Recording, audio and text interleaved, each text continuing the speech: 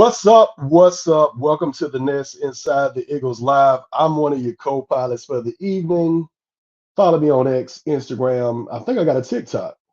Do all that by following that down there in the bottom right-hand corner, left-hand corner, depending on where you're looking from. But we come here tonight to celebrate with you guys, talk about some Eagles football as we always do. And I can't think of a better way to start than talking about the quarterback of this great franchise, Jalen Hurts. A lot of controversy. Is this the guy? Can he bounce back? What happened to Jalen Hurts? We seem to forget that he was an MVP candidate right after that Buffalo win. But as always, maybe Eagles fans are the most guilty of this. Maybe it's just something that runs rampant throughout NFL circles. But we tend to fall victim of recency bias. We have time. We'll talk about Jason Kelce being ranked ahead of Brian Dawkins in terms of love from Eagles fans in a little bit. But first, we start off with Jalen Hurts. MVP candidate. Should have won it last year. Tied with the greatest quarterback we've seen of our generation with 10 seconds left to go in Super Bowl 57. Comes back. Puts together a great campaign. Looks very good as far as I'm concerned. I personally think he'll bounce back. Sometimes I feel like I'm alone in that.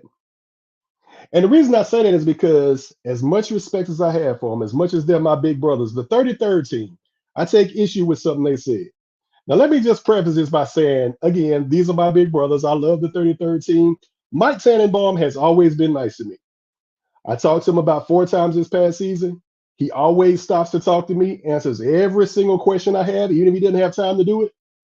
But there are times when I'm looking around the internet, perusing for some information, checking out some Inside the Iggles headlines, checking out some Eagles-related and Eagles-centric topics, and I come across something that I find interesting: power rankings. I don't know why I like mock drafts and power rankings so much. Sometimes they're irritating. Sometimes we know we're watching something that we know is never going to happen. We know that the Eagles are not taking a cornerback in round 1, right? They'd have taken Sauce Gardner if he was available. They may have taken J.C. Horn if he was available. But 9 times out of 10, they're not going to do that. They haven't taken a cornerback since 2002. So we can probably move it past the Kool-Aid McKinstry stuff. But power rankings, teams, who's the best, who are the best quarterbacks, who are the best free agents. I can watch this stuff all day. I can read this stuff all day. And I came across one from my big brothers, the 33rd team. They ranked all 32 starting quarterbacks in the NFL. Just out of curiosity, what do you guys think Jalen Hurts charted? Think he's in the top 10? No. Think he's in the top 15? No, he isn't. And by now, you probably figured out that I brought this up because I don't like the ranking.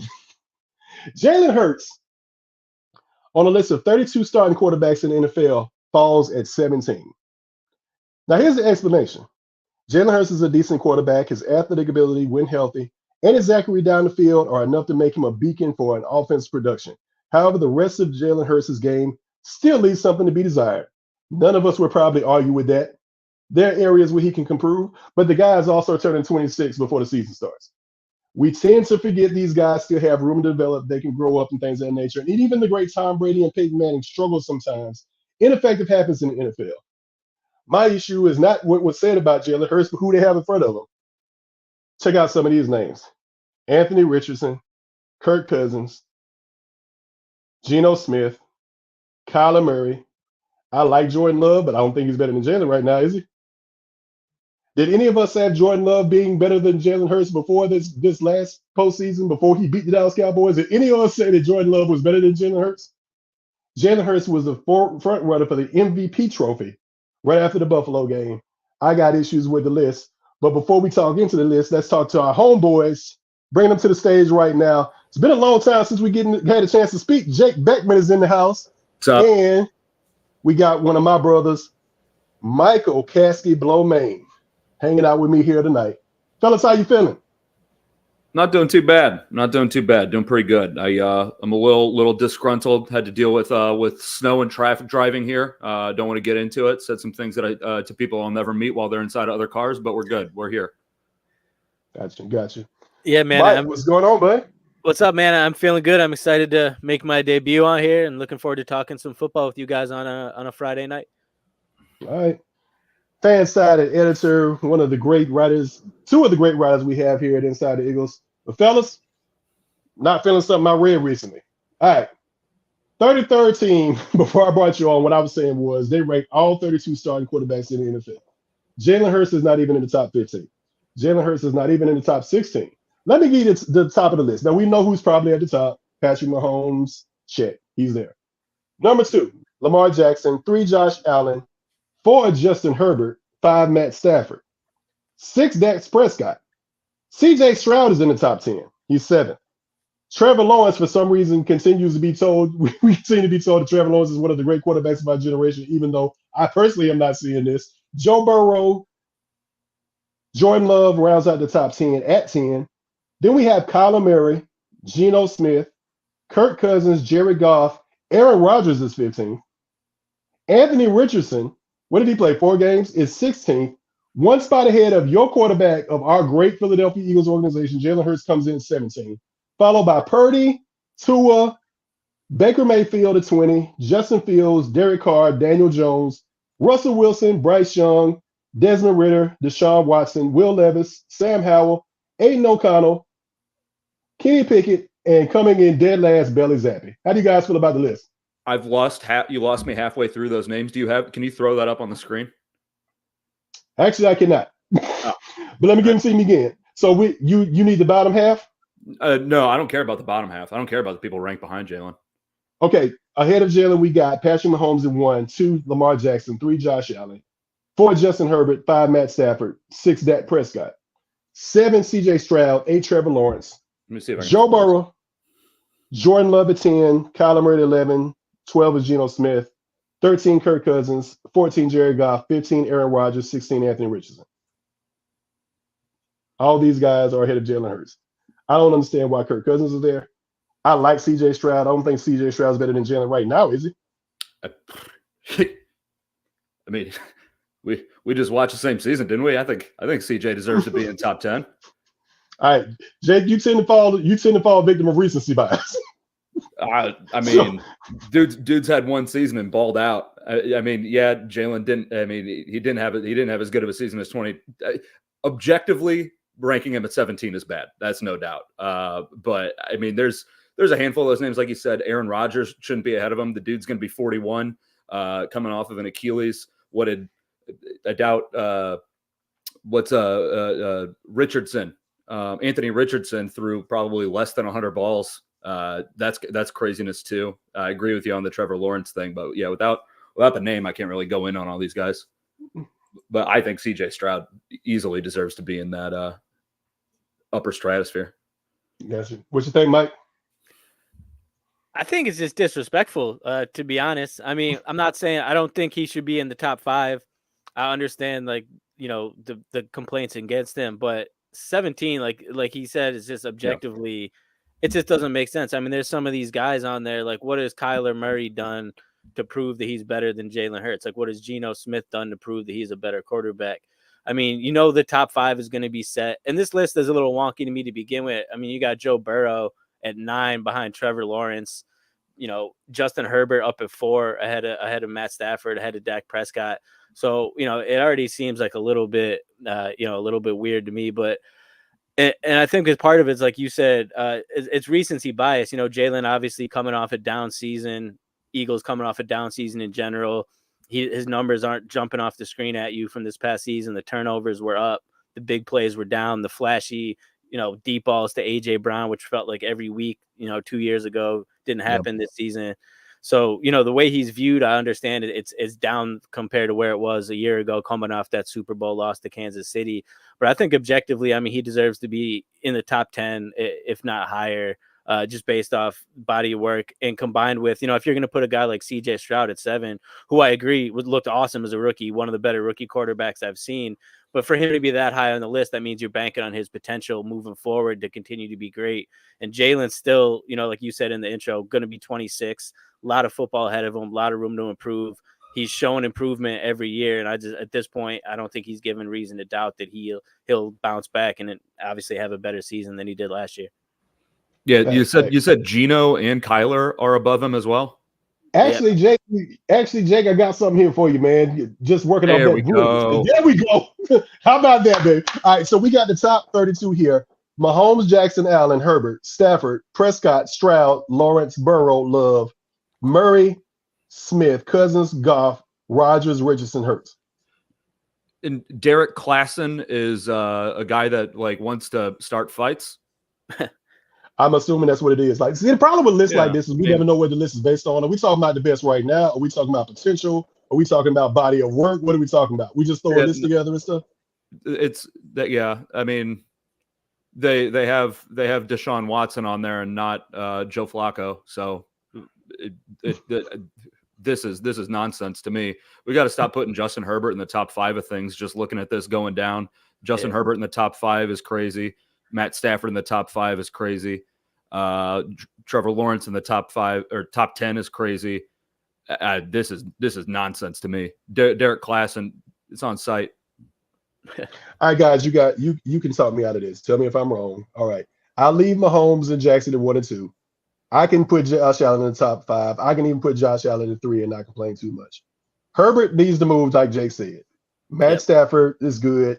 I don't know if Richardson, Cousins, Smith, Murray, Love, Lawrence, Stroud, and I'll even say it, or Prescott are better than Jalen Hurts. I don't know that. I mean, it's not entirely like separate from the offense as a whole, and the Cowboys' offense was better than the Eagles' offense this year. I mean, that's kind of undeniable. Which, I mean, that plays a lot into this. But in some cases, that plays a lot into this. The idea that Justin Herbert is above Dak Prescott's a crazy thing. I don't know. This is drugs are bad for Derek Klassen. We gotta fight him, whether it be verbal or physical. Yeah. Well, we'll see what Jalen does next year. I personally think he bounces back, and I think he bounces back for 2 reasons. Jake, you and I kind of talked about this off air. Mike, I'd like to get your opinion about this. The Kellen Moore hire. Kellen Moore goes from being a quarterback in the NFL to immediately going to quarterback's coach, becomes a Dallas Cowboys offensive coordinator. And I tried to watch as much Los Angeles Chargers football as I could. I couldn't do it. Like, it was just awful. There was no reason to do this. So I went back to Dallas and based my opinion on Kellen Moore off what I saw in Dallas. I saw him out the gate lead this team to the highest offensive yardage total in like that entire season. With that being what was that, 2021? No, it was 2018. And in 20, and they so let me pull up these notes because I talked about this with Brandon Pockris a couple weeks ago about you guys talk while I'm pulling this up. Yeah, so Mike, that's my opinion. Kellen Moore, just based off of the body of work, just the reason we're talking about Dak Prescott in the positive light that we're talking about him now is because of what he did under Kellen Moore's watch. The amount of numbers he was able to put up, the way this team scored. That 4 years of Dallas Cowboys offensive football between 2018 and 2022, I think was amazing. 2019 and 2022. That was amazing. So I'm really excited about what he's going to see. One of which being that he's actually going to bring a motion-based offense to this team, and that's something we've been missing. This team was 32nd among 32 teams in motion last year. And that's the main thing to me. Like, no matter what else he does, just bringing some motion to this Eagles offense and making them slightly more unpredictable, slightly harder to read on pre-snap. You know what I mean? Like, it just felt so vanilla so often last year. So no matter what, I'm optimistic. Just moving on from the offense that they had, the coordinator that they had in place, I think it's going to be better. And like you said, his track record, and even with the Chargers this past year, I think David in the comments here made a good point. Like, they had a ton of injuries, so like. Yep. That was a big factor in their offense. And even still, like, I had, Mike Williams was on my fantasy team. He was balling out till he got hurt. They had guys that put up numbers, and they're not afraid to take shots downfield, which I think will be good for the Eagles offense. They're not afraid to use slant routes and like get guys going in the middle of the field, which is another huge thing to me. So, I'm really optimistic. With that being said, it wouldn't have taken a lot for me to feel optimistic, moving on from Brian Johnson and the offense they had last year. But I do think that it kind of stagnated. And in that way, it kind of stunted Jalen's growth, where he didn't have as many options. It was easier for defenses to key in on him, bring pressure, and made it harder for him to. It just felt like so often he had to kind of make things happen on his own. And I'm hoping that a more structured offense with that motion that you mentioned will really help him bounce back and take a step forward in his development. I noticed that you just said routes. Are you a route guy, not a route guy? It's funny. I guess so, man. I never actually thought that, but yeah, I guess so. Naturally, I guess that's like one of those things I'll have to think about when I say it, but I guess when it comes out naturally, I'm a root guy. Big root guy. I have the numbers, the DVOA numbers for Kellen Moore's offenses. Go ahead. In 2019, he had his offense was rated second in DVOA. 2020 was 24th, then 4th, then 14th, then 16th. And I brought this up before, is that it's good that we know like those low numbers. When he was 24th in 2020, that was when he didn't have a quarterback. Where did it go? In 2022, they were 14th. That was without it. Dak Prescott for a minute there when he had, was that his thumb? Was that his finger? Can't remember what the hell it was. And then in 2023 is 16th. And like you said, he had nobody. It was Keenan Allen. And then it was Keenan Allen. Like that's all it was. And he didn't have an offensive line. So the good thing is that we know exactly why those DVOA rankings were low when they were low. And yeah, like all it does, I mean, if anything, this raises the floor, and that's it. This is the Eagles show, but what do you think about? I wanted to get both of you guys' take. I definitely want to ask you about this, Jay, because how are you doing, by the way? Because again, we hadn't seen each other in a while. But what are you guys thinking about Justin Herbert with Harbaugh now? They're the same guy. I think they're like the same type of player. Like I think that they're going to be able to click. I mean, John Harbaugh is a weird dude in his own right, but Justin, and we have no idea anything about Justin Herbert. That guy is more secluded than Devontae Smith. Like the guy he's in a Subway commercial, right? Or is it a Liberty Mutual? I can't remember which one he's in, but that's all we know is the guy has sponsorships. I think he's going to do good. If he doesn't do good this year and he's ranked in the top 5 next year, I'm going to have to fire up the burners again and I'd start some, I don't know, social media terrorism. Is that a phrase people have used? We can use it. I'm going to use that. We should start it now. I'll be a social media terrorist. I'm being a social media terrorist now.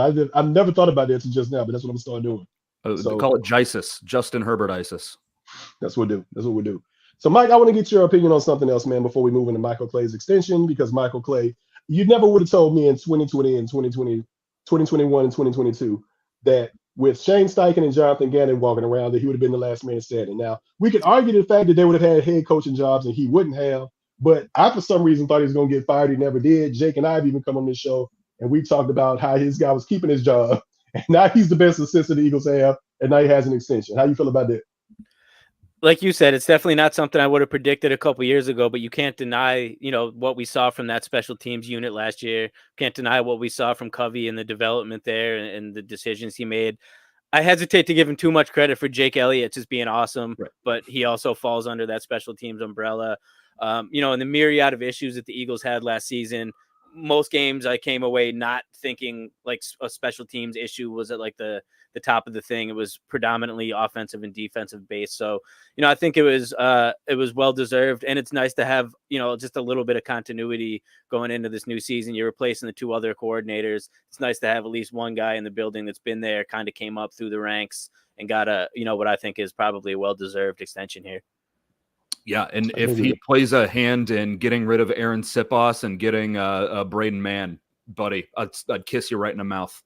He's like that's coordinator of the year kind of talk. That if we can if we can make that kind of a change, I'm all in. Yeah, no, this is well deserved, especially for again how much we absolutely just dunked on the guy for 2 straight years. Mm-hmm. Mm-hmm. Speaking of changing the Eagles organization. One last thing on Michael Clay too. We saw like the development of Keely Ringo and Sidney Brown, and I mean, unfortunately, we didn't get to see a lot of Zach McPherson, but he's also like I don't want to say he's the one that's solely developing these younger players who are special teams guys, but some of these special teams guys have like gone on to do good things like on defense. So that's also, I'd say that he has a hand in that too. I just want to bring that up. Yeah, good point. Good point. Glad you did. So let me ask you this. Jake and I, Michael, you missed this. This went on for several weeks.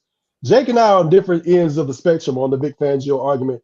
Jake's argument, honestly, was more well articulated than mine was.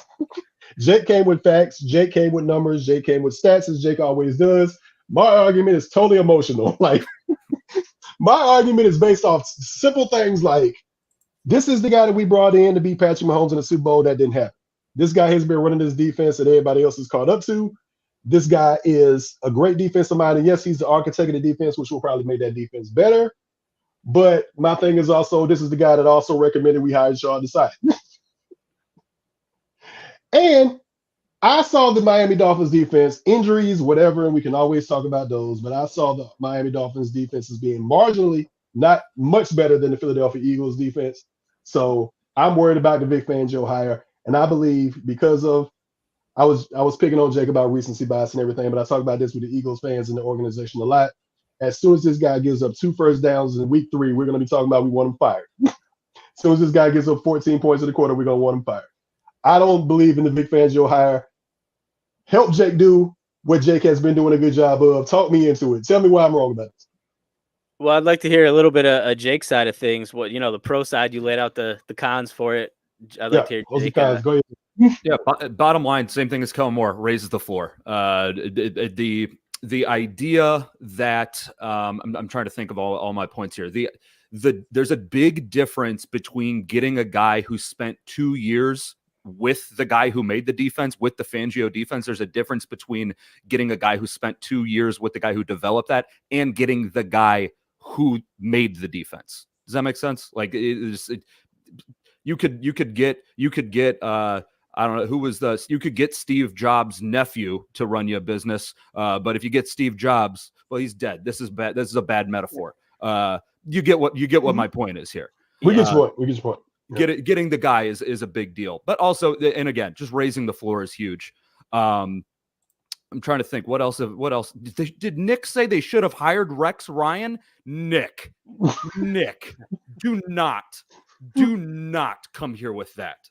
The guy hasn't been in the NFL since what, 2016? Ugh, gross. As far, well, I'm trying to think of what my other points were for. I mean, that were good points. You came with numbers. You gave stats, and the stats were accurate and everything, and as you always did. But I'm asking you to remember something you said 2 weeks ago, which is probably unfair. Just trust me when I tell you this, Mike. Jake's argument was better than mine. Mine was all emotion. Oh, so, and the other thing is that he's curmudgeon-y. And that's what I want in a defensive coordinator. If we're actually thinking, and there's reason to believe that the Eagles are definitely having Nick Sirianni be the CEO, head coach, and Kellen Moore is going to be the coach of the offense. Vic Fangio is going to be the coach of the defense. Having that curmudgeon, having that guy to set Nick straight is going to be huge. Sean Desai did a whole bunch of nothing. Matt Patricia did even less of nothing. Like having a guy that's in there, if Nick Sirianni walks into a defensive meeting, then Vic Fangio says, how about you just get the hell out right now? That's what we're looking for. We're looking for a guy who's been a head coach. I know people are freaking out like, oh, we want to make sure that we get coordinators that aren't just going to leave in 2 years. Vic's not going to do that. The guy's a curmudgeon. We've seen what he has. That's exactly what you want in a defensive coordinator, not a guy who's going to walk in there and say, hey, good morning to everybody. We don't want that when it comes to a defensive coordinator press conference. We want him to come in there, be frowning the entire time. Like, this is the kind of guy that we want.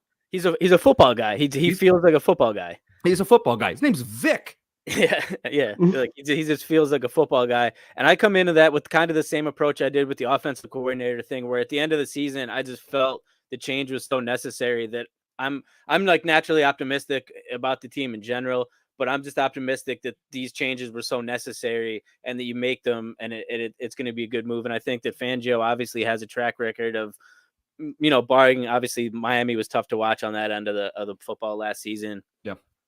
Track record of success, track record of good linebacker play, which is something that's been like sorely needed here. Obviously, I'm excited to see what they do, especially with so many, linebackers leaving in free agency and like what the shuffle there. I'm excited to see that. Excited to see the secondary, obviously the scheme with the two highs and see how that plays out. And I think it'll help limit, obviously the big play potential like it's supposed to. So, I mean, on paper, it all looks good. Plus the guys from Dunmore, Pennsylvania. I'm from Scranton, Pennsylvania, right up the street. We used to play them in like basketball in high school. So I'll give them the benefit of the doubt for the time being, just for having the hometown advantage in my eyes. Yeah, and though that you can win a Super Bowl with a average defense, and that's what Vic Fangio is going to get you. He's not going to get you a top 5 defense. It's not him coaching the Bears anymore. It's not that. He can get you somewhere between 12 and 17 ranked defense, and that can win you a Super Bowl, and that's what matters. And he'll also use a lot of sacks and turnovers, which is what we like. So exactly, and that's the thing is, Brandon brought this up too. Is do the Eagles have a defensive roster that is conducive to a Vic Fangio defense? Probably not necessarily. Things can change. We don't know what's going to happen in free agency and with the draft and everything like that. But again, getting the guy, I have no faith that we saw it that Jonathan Gannon could, who runs a Fangio defense, or Sean Desai, who runs a Fangio defense, could use guys who aren't built for a Fangio defense. I think the guy that has invented the type of defense can move things around, can finagle things, can actually use people who aren't built for that type of a defense to make that kind of a defense work. I have faith in him. Jake, you brought up a good point while you were talking. You were talking about this worry that we're going to lose coordinators because they're good. Like, I want to go a little bit deeper in that before we move on. We're still in the first half of the show, so we got plenty of time. Yeah. My thing is, I don't care anything about that. I struggle more with let's get average coaches because we feel like we're going to get along. We're going to have them around longer. Get the best coaches you can find. If that guy leaves and that guy becomes a head coach, I don't give a damn. Yeah, that's what we want. We want great coaches. Yeah, it's a nomadic profession. These guys move around all the time. The longest tenured offensive coordinator in the league has been with this team since what is it, 2022? It's like, yeah, that's how this works now. Like, it's not a job you want to have for a long time. That's the whole point. It's literally a stepping stone job. Yeah. Congratulations, Todd Monken. You're offensive coordinator again. Or not Todd Monken. I also think there's a possibility that because Fangio has already stated he doesn't want to be a head coach anymore, so that would ease the minds of a lot of people. Kellen Moore, I'm not even sure that he would be hired in the next cycle. And the reason I say that is because you got the guy that we thought was going to be a head coach back in Detroit now. You got the best coach that's ever done it. He's still unemployed right now. So there are a lot of guys who actually went back to teams as offensive coordinators that we thought were going to be head coaches, and they're probably going to be in next in line for head coaching jobs next year, right? Or am I wrong? I get what you mean. I think that those are kind of different circumstances. Okay. Ben Johnson had 2 teams to pick from, and it was Seattle and Washington, which yuck. And he went out loud and said, hey, no, I would like to win. I'm not going to play with either of those two. Not going to coach either of those teams. And then Bill Belichick's thing is like, there's so many like different circumstances that go with, like, you're not just getting the coach, but you also have to get a GM that wants to relinquish power. And they don't want to do that. That's why they have that job. But as far as Kellen Moore goes, I mean, go away from last year. Like, he had nothing to work with last year. So that's why his name is gone now. If he has a good year with the Eagles, I think he's going to be right back up there, right back to where he was when he left Dallas. Like, I think he's going to be right back up there with these head coaching hires. That's where I'm at. I don't know. I could be convinced otherwise, but I was high on Kellen Moore before, and it went down. I think it went down with everybody after last year. But I got a dumb brain, and I convinced my dumb brain that it's going to work. You agree, Mike? Yeah, I do. I think it's going to work. I mean, like you said, I think he's on that side where he's still young and motivated to do that, to take that next step. I think he'll be creative, not, necessarily stuck in his ways like older coordinators tend to be sometimes. I think he'll be, willing to adapt, especially with the type of, unique talent that Jalen is at the quarterback position. I mean, at least I hope. Maybe I'm speaking out of hope more than what I think, but you have to assume that he'll be willing to adapt, and I think I do think it'll work out for sure. It can't be worse than what we saw for the last month and a half. Well, that's my approach with everything. Like I said, I mean, it just can't be worse than what we were subjected to. I think it's humanly impossible. So anything. I hope not. Because every time I say it can't get worse, it does. And we know from Sean Desai to Matt Patricia, it gets worse. It can't be worse than a historic collapse. Yeah. Right. All right, so Kellen Moore takes over the offense. Vic Fangio takes over the defense, and they may be doing so without some guys that we've known as Eagles for a long time. Haason Reddick has been offered the opportunity to go seek trade partners and possibly find a deal. Or this could have been done by the Philadelphia Eagles to show him that, we're not trying to screw you around. We're not trying to do something that's wrong to you. He probably wants something. We keep hearing the number 25 million, something in the 25 million range. And if he was to undertake that, he'd be doing so because he's still playing under that first deal he signed with the Eagles, 3 years, 45 million. This is the last year of that deal. So he'll walk into a new deal, 31 years old, and he wants to do that, making 25 million per. The Eagles seemingly don't want to pay him, which is why I believe they would have given it to him if they felt like that's what they wanted to do. It seems like they've allowed him the opportunity to go find trade partners because, one, you can either test the market and see if what we were offering you was fair, which we believe it is, see if you can go get more. And a lot of times this is appreciated by the players, and a lot of times we see guys return because they also did the same thing as you remember with Fletcher Cox, and then last year with Darius Slay. And allowing them to do that doesn't necessarily mean these guys are going to leave, but I like the move to allow Haason Reddick to go find trade partners and kind of show him that, look, we love you. We're not trying to screw you around, but we just don't want to pay you what you're going to say. And if you don't believe us, go check it out. That's my feeling. What do you guys think? Yeah, they're allowing him to test the market. I think it's a good idea. I think that I would have liked for this to have been Josh Sweat's name attached to the story rather than Haason Reddick. Mm-hmm. That's where I'm at with it. I mean, yeah, I agree. I don't think this is either people or I don't think this is either party is unhappy with each other. But yeah, I think they're just like, yeah, man, go see what you're worth, and if the offers that you're getting it's something that we can match, then we'll do that. If not, then you find a team and we'll find something that works with them. So I mean, just clarify what you just said too. Like, you rather see Josh Sweat's name? Is that because of the youth? Is that the reason why you want to see? Correct. Yeah. Okay. I believe so.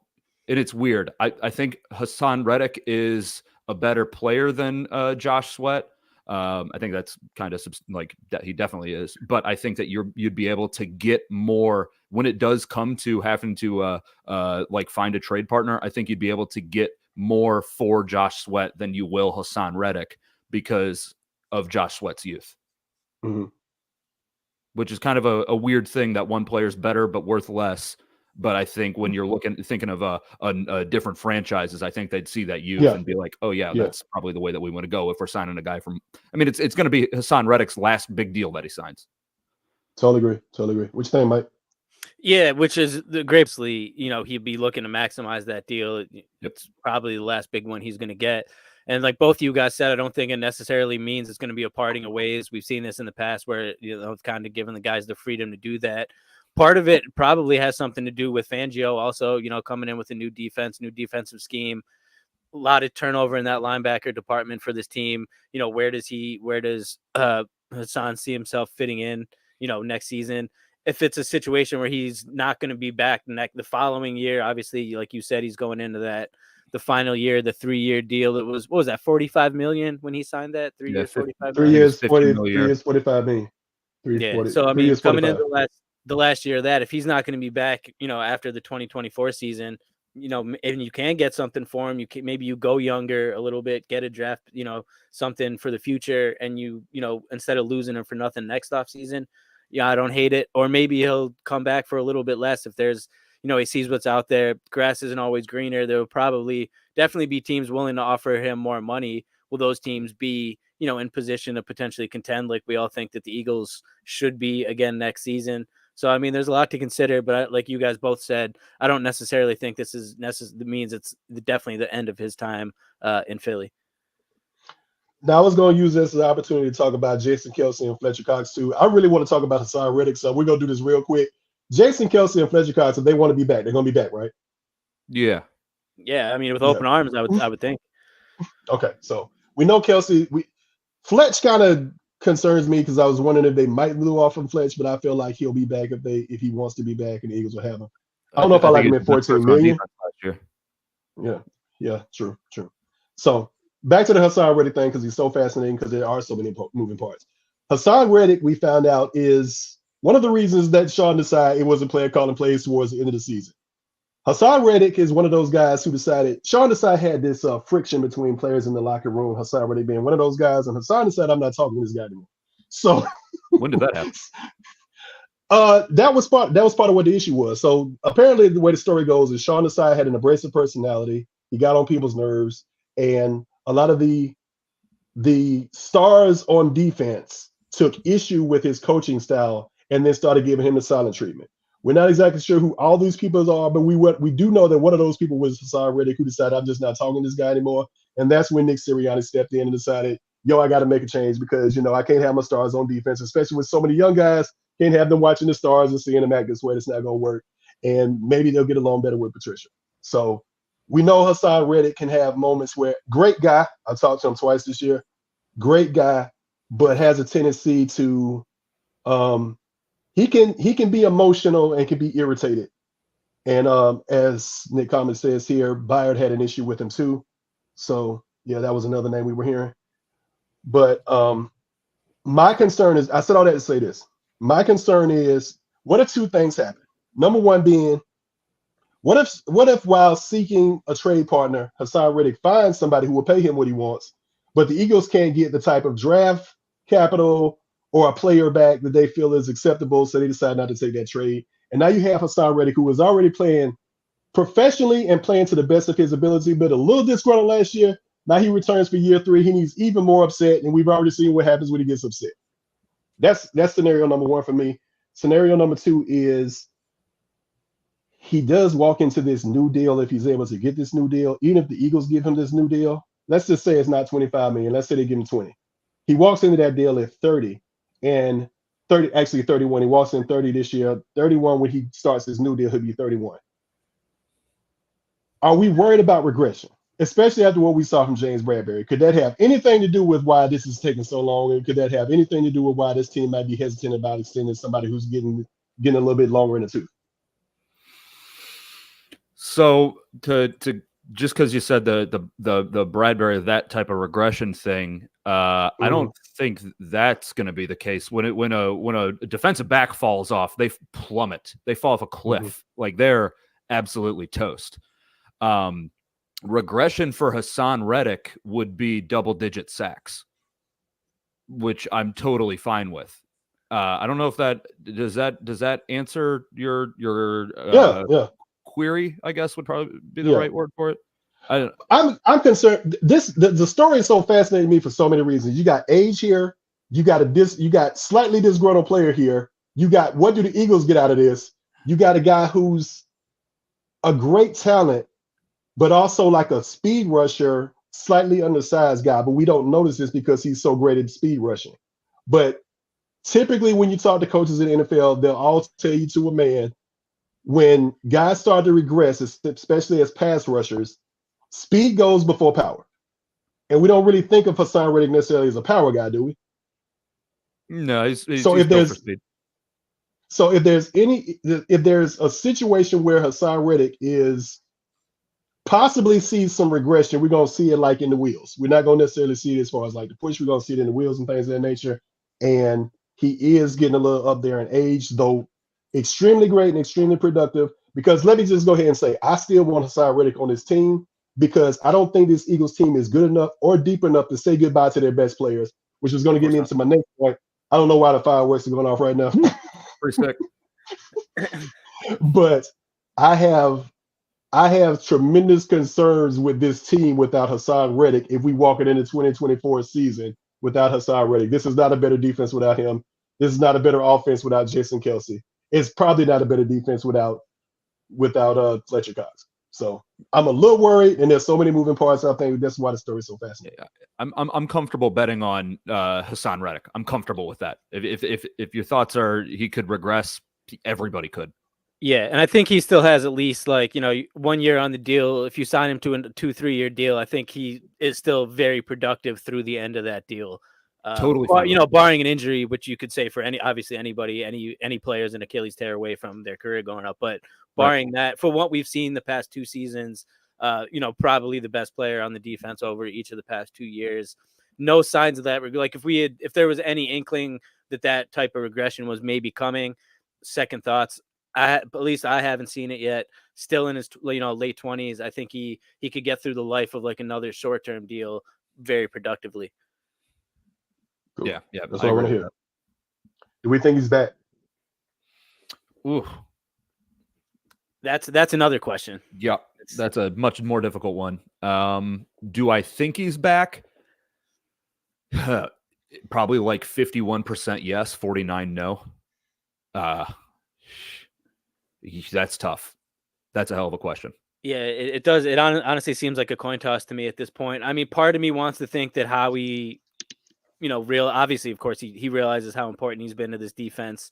If you're already losing some other guys, some veterans on both sides of the ball, you don't want to lose too many of your, like you were saying, you don't want to let too many of your main guys go. Obviously, it's not a position they love to pay for historically. So I think that's something.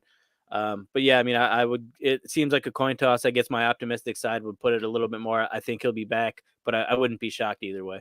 Yeah, and this kind of goes to your first point there, Jeff. I believe this was your first question there, is finding a team that can that is willing to trade Haason Reddick. Was that kind of your first point?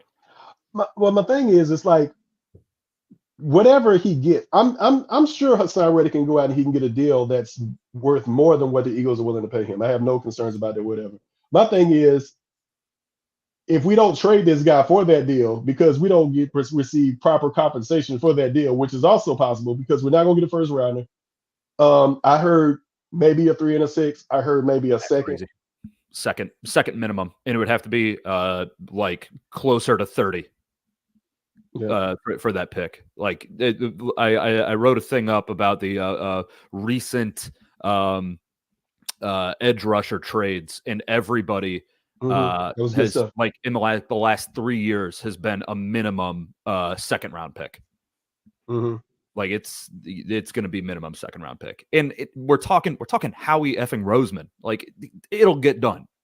Howie's got a black book on everybody. It'll get done. He'll be able to if the trade does that, he'll be able to take advantage of some of these newer GMs. I have no faith in that.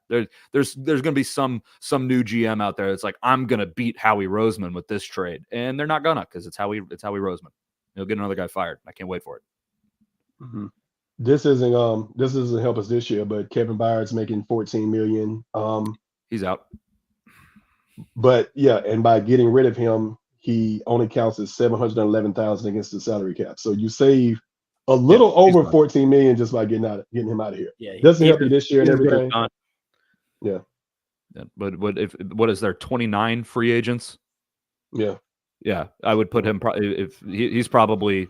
I would rank him as probably a top 3 people that are not going to stay. Yeah, I would agree with that. So a lot to talk about. And like I said, it's interesting to me because I always root for the story. It's interesting to me because you got so many moving parts. One of which being you don't necessarily have to pay Devontae next year. You can use a 5th-year option on him, but you do have to pay Landon. No, you got to pay Devontae now. You got to pay Devontae now. It's not an option.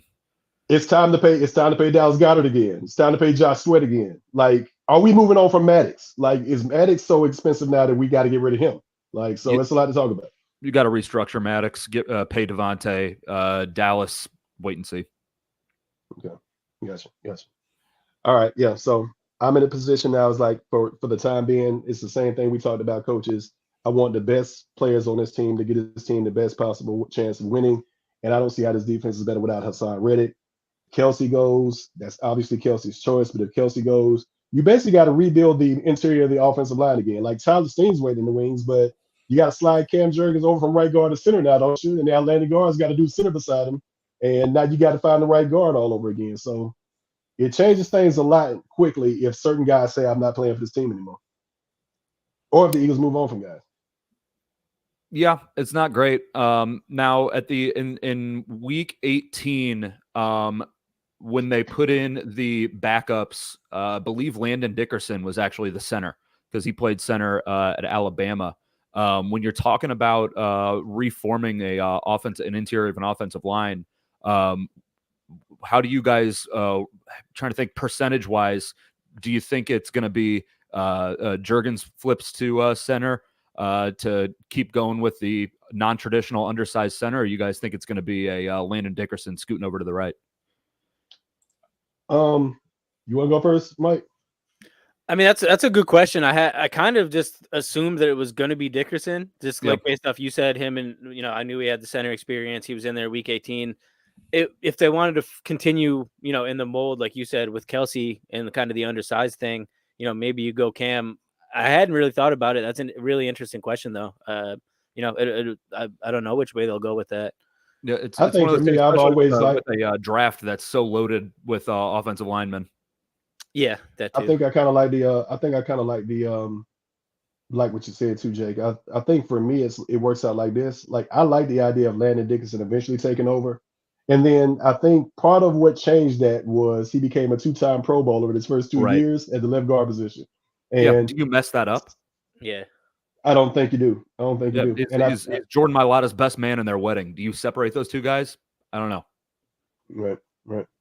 So I'm thinking it's Cam Jurgens move on when you keep your 2-time Pro Bowler at the same position he's been playing and everything, because Jeff Stoutland doesn't like to disrupt harmony too much, and as best he can, he tries not to move people out of natural positions and move 2 guys at the same time. So in 2020, we saw what happens when you get a new offensive line for every single game of the season, and it's absolute hell for every single person.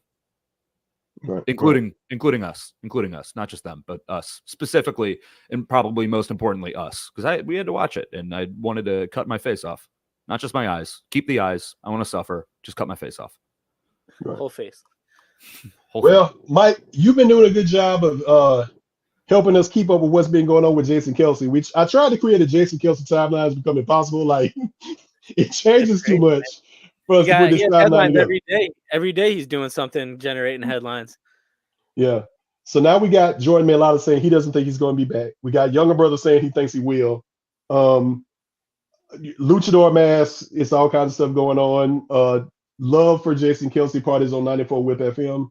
Like, I don't know. I've always felt like he was going to be back. This is the first season I felt like I don't really know what he's going to do. Like, are you guys there too, or are you somewhere else? I've never thought he's going to be back. Like for 2 years, every time Jason Kelce signs a new deal, I'm like, holy Christ! Like I can't believe he came back. This year, somehow I'm more convinced that he's going to be back than I have in the last couple. Even after the documentary, as soon as the season ends, I'm like, okay, I'm 95% sure Jason Kelce's gone. And then like every single week since the playoff game, like now I'm probably like 45% sure that he's gonna be back. I've gone for 95% sure he's leaving to 45% sure he's back. Like I don't know. I at this point I'm not surprised by anything. Yeah, I mean I lean toward I think he's playing back just because he strikes me as the type of guy like he realizes that you have such a finite window to not only play, but he's a guy that's really relished the relationships, like the teammates, the camaraderie. Like he's like the poster boy kind of for like that type of player. And I think he knows one way or another that window is closing. And it's not like, if he was not good anymore or something, but when you're still as good as he is, the best in the world. Yeah. Arguably the best center in the league. You're still that good. And you still think you have something to give to the game. I just feel like he knows he wants to kind of squeeze all the juice out of that orange while it's there.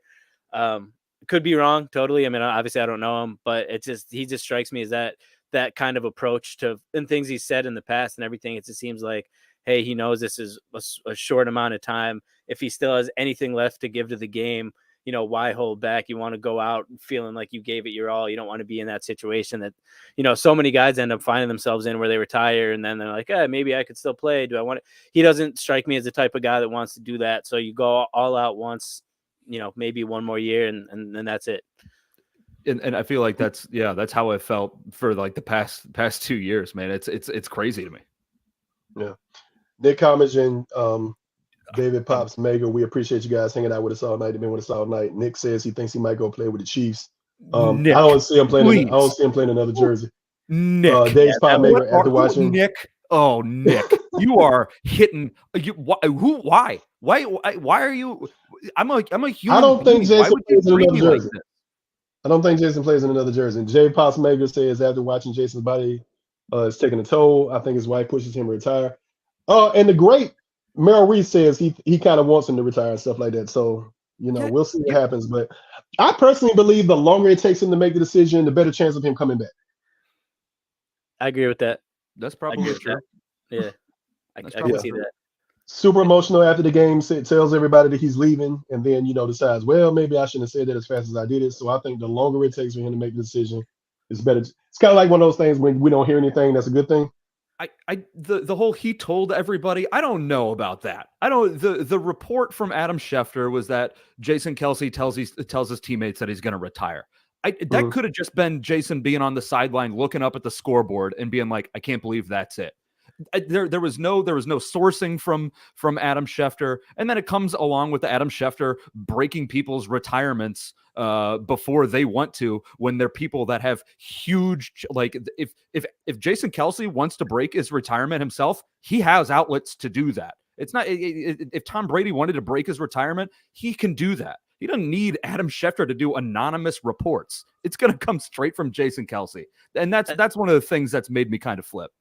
And that is what it felt like to me. That's a great point, Jake. It felt like an example of just like a report trying to get out ahead of a story that you think could probably happen at, season ends. There's already been the floating speculation in today's world. You want to get that report out, but it was never substantiated. Right. And it just seems like you said, like at that point, he wasn't ready to make a decision. When he was, millions of people listen to New Heights. It's not that hard for him to pop on and be like, hey, this is what I'm going to do and why, which is what I assume is going to happen ultimately. Did you think it was going to come from Jason Kelce telling his teammate, be like, hey, he said, she said, you go do it for me? No, not a chance in hell. Not a chance in hell. All right. So we all love Jason Kelce. We know that. We hope he's back. Thinking I can speak for you guys when I say that. Just hearing you guys talk about him for so long. I hope Jason Kelce's back. They've had a whole thing on 94 Whip FM to try to convince him to return. And that kind of evolved into another conversation. Is he now the most beloved Eagle of all time, taking the place of the great Brian Dawkins, who we all thought was our most beloved and most cherished Eagle ever? Like, to me, I'm not saying this disrespectfully. It's like picking between my children. Like, I love you both. I love you equally. I love you for different reasons. Brian Dawkins, to me, was the emotion leader, the passion he played with, the fire he played with, his faith, his emotions, his honesty. We never heard him curse. You say dog on it before he says damn. But he was one of the first champions of mental health that we talked to. So Brian Dawkins loved for so many reasons, the way he played the game, so on and so forth. But newer and younger Eagles have seen Jason Kelce. We've seen his speech. Jason Kelce is somebody I wish I could go have a beer with. Jason Kelce is probably that guy who, though rich now, will never have to pay for a meal in the city of Philadelphia again. He's going to walk in and get a beer for free everywhere he goes. And both of them are on my Mount Rushmore. Like, every time I do a Mount Rushmore, Dawkins on it, Jason Kelce's on it, and then I start alternating the other two faces. Nick Foles. But Nick, that's interesting. Would you put Nick over there before Doug Peterson? But of all-time Eagle, would I put Nick Foles over Doug? On our Mount Rushmore, would you put Nick on the Mount Rushmore before Doug Peterson? Before Doug, yeah. Yeah, I'd put Nick Foles. Okay. Yeah. Cool. All right. Yeah. So I still, to me, it's 1 and 1A, but I still got Dawk ahead of him. And I saw both of them play their entire careers, but Dawk is my guy. And Jason Kelce, I love very dearly. I have nothing bad to say about Jason. I hope he comes back, but I think it's 1 and 1A, Dawk being Jason for me.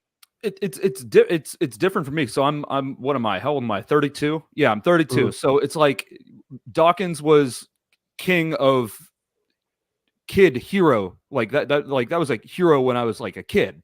But then like now I'm an adult and I'm watching a documentary of Jason Kelce and seeing everything that he's put himself through and all that kind of stuff. It's like this guy's a hero like as an adult Jake. I'm like, this guy's an all-time Eagle as an adult Jake. It's just like, I thought Power Rangers was the best show in the world when I was a kid because it was. And then now I see Breaking Bad. I'm like, that's pretty damn good. So it's like two different phases of my life. It's like, Brian Dawkins as a kid, like growing up, being a Eagles fan as a kid, I'm like, this is the dude. And he's still absolutely the dude, but in a different era of my life and for the Eagles, it's absolutely Jason Kelce. Yeah, and I mean, I agree. And both these guys, Nick and David, both touched on in the comments. I mean, the one thing obviously that Jason has is that Super Bowl ring, man. I mean, Oh. like that's so much for an Eagles fans. It just holds so much value. And then not only the ring, but then the speech going with it, an all-time epic Philadelphia sports moment. And then he also has, like you said, that never have to pay for a beer in Philly. That's said about a lot of athletes, but Kelce's the guy who would actually take you up on that. You Right. could see him at a bar in Philly drinking with just like the fans, like he was doing with the tailgate in Buffalo, like that. That like everyman vibe, I guess, that he puts off makes him, not that Dawkins wasn't relatable, and everything you said about him and the way he carried himself throughout his career was great, but Kelce's just so different in the way that like people can relate to him, and you can see him as just like a regular guy that also just happens to be awesome at playing football. So it's tough to pick. I'm also kind of like Jake in terms of the age thing where, Dawkins was as I was growing up, and now Kelce's been like the kind of like the different side. But I do think the Super Bowl victory combined with that speech probably gives him a little bit of an edge, or at least I can understand the argument for why that might be the case. Yeah, that's good. Fair enough. Fair enough. Good points. Good points. Good points. Both of them on the Mount Rushmore for me. Both of them on the Mount Rushmore. I saw somebody did a tweet said that Jason Kelce should do a man versus beer or a man versus food type show where he just goes around the United States and tailgates. Dude, it would be awesome. It'd be great. Yeah, tons of people would watch it. I appreciate you guys. What else you got? Good. I'm in a weird spot. So I'm in Missouri. So the Super Bowl, I know the general theme was that everybody wants the 49ers to lose. All Eagles fans want the 49ers to lose. And I agree with that 100%. But it was more of a 50-50 thing for me because I'm surrounded by Chiefs fans all the time and they're obnoxious human beings. So what I had going for me, I was going to be totally fine with whoever lost. But after the Super Bowl, and I want to get your guys' opinion on this, the 49ers are absolutely having a mental breakdown. Their fans are having a mental breakdown. Kyle Shanahan is gaslighting his coordinators, throwing them under the bus. He fired Steve Wilkes. Everybody's having a mental breakdown. You got John Feliciano getting drunk and then putting his backup on blast on Twitter. Do you think Chiefs, like the players, would have had the same kind of mental breakdown as the 49ers fans or players are? 40-winers, as David Popsmaker says. I'm sick of this team. Fraudy whiners. I am sick of these dudes. I have never seen an organization I had so much respect for field so many guys I have zero respect for. It's take the L, move on. We didn't complain when Donovan McNabb got hurt in the NFC Championship game. We took the L and we moved on. I enjoy watching them lose. They deserve it. To me, because we also we've seen the potential that Chiefs players have for absolutely exploding. We had the after the Buffalo game in Kansas City, and Mahomes is like, oh, that play was too cool to get done. In the Super Bowl, we had Travis Kelce running into Andy Reid. We know that these guys can absolutely explode and probably would have. I'm trying to convince myself that the 49ers are taking this worse than Chiefs players would have. They are. But they are. As an organization, they are. I don't think the Chiefs would fire their defensive coordinator had they lost that Super Bowl. I mean, obviously, the fact that they won 2 more in the past 5 years alters the conversation a little bit. But I think the Niners just knew. I mean, this was their chance. This was a Chiefs team that wasn't supposed to even be there. The Eagles collapsed. No one else. I mean, who they beat the Lions and the Packers to get to the Super Bowl. The Lions and the Packers lost to the 49ers. They did not beat either right. of those teams. So I mean that you couldn't have a better opportunity, laid out for you for a team that talks so much trash after getting beat by the Eagles last year in that championship game. All the stars aligned, the Eagles collapsed, everything happened, and you still can't win. So I mean, it makes sense, I guess, from that standpoint, why they're freaking out. But it's been fun to watch, at least from the outside. I've loved every minute of it. And I'll enjoy it all season. I went into that Super Bowl as just everybody have the worst time ever. I was hoping that it was going to be a Rams Patriots Super Bowl where it's 13-3, and that score was alive for a very long time in that game. Didn't happen, but I'm glad that it objectively, as a football game, not as a championship game, but as a football game, it was a terrible one. It was terrible. Unfortunately, it's going to go down as a landmark game because there's a Super Bowl that went to overtime. But what are you going to do? Good stuff, guys. That's what we're in it. So those of y'all who watch, hung out with us all night. Nick Common, shout out again. Dave Postmaker, shout out again. Appreciate you guys hanging out with us all night. Appreciate everybody that watch. Appreciate all of those guys that don't watch live and know you can watch us later because you can watch the replay. So however you're watching, whenever you're watching, we appreciate you. Hang out with us Monday. We'll be back to do this again.